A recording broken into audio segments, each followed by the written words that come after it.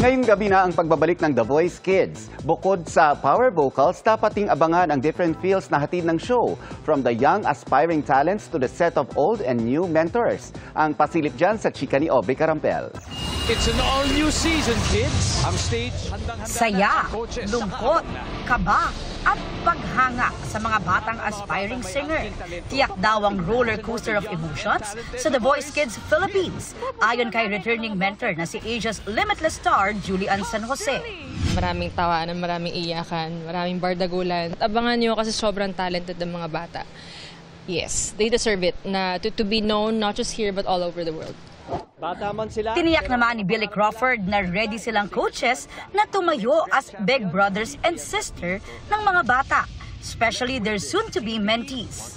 They're as innocent and as organic as they can get kasi yung wala kung maiiyak sila, maiiyak ka din. Kung matutuwa sila, matutuwa ka. Para kay Gen Z hitmaker Zach Tabudlo, same but different ang feeling sa kanyang pagbabalik sa The Voice Kids as a former contestant and now as a coach. It's a different experience po for me in that aspect.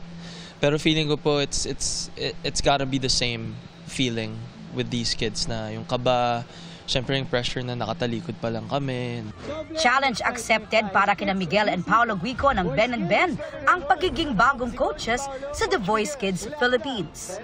Talagang ibang klase yung talent nila, yung puso nila, yung mga kwento nila. For sure, may mapupulot po kayo na lessons from these kids. Ang masasabi ko lang po ay 2 is better than 1.